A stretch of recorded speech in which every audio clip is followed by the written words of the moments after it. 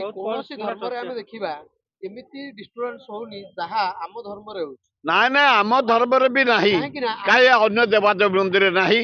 ପୁରୀ ମନ୍ଦିର ନା ହଉଥିଲା ପୁରୀ ଅକସ୍ମାତ କାହିଁକି ଏଡେ ବଡ ମନ୍ଦିର, ବିଶ୍ୱର ଠାକୁର, ସେମାନେ କାହା ବାହା କେତେବେଳେ ସରକାରଙ୍କର କେଦାରନାଥରେ ନାହିଁ, ବଦ୍ରୀନାଥରେ ନାହିଁ, ସୋମନାଥରେ ନାହିଁ, ତିରୁପତିରେ ନାହିଁ, କେବଳ ଓଡିଶାରେ କେବଳ ଓଡିଶାରେ ଲିଙ୍ଗରାଜଙ୍କ ପାଖେ।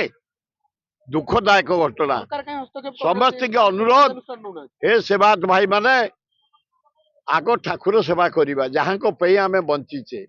ରଜା ତମକୁ ରଖିଥିଲେ ସେବା କରିବା ପାଇଁ, ମାଲିକ ତମେ ନୁହଁ, ବନ୍ଦ କରିଦବ, ତାଲା ପକେଇଦବ।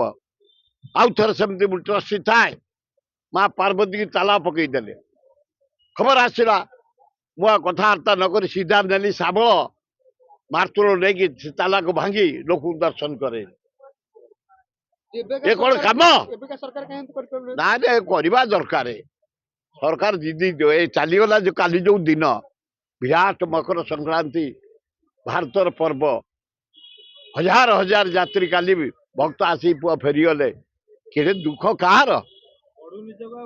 ସେ କୋଉ ନିଯୋଗ ହଉ, ତମେ ନିଜ କରିଛ, ତମେ ସେଠି ଜନ୍ମ ହେଇଛ ସେବା କରିବା ପାଇଁ, ତାଙ୍କ ନୀତି ବନ୍ଦ କରିବା ପାଇଁ ନୁହଁ, ବନ୍ଦ କରି ନିଜେ ଖାଇ ପିଇ ଶୋଇବା ପାଇଁ ନୁହଁ।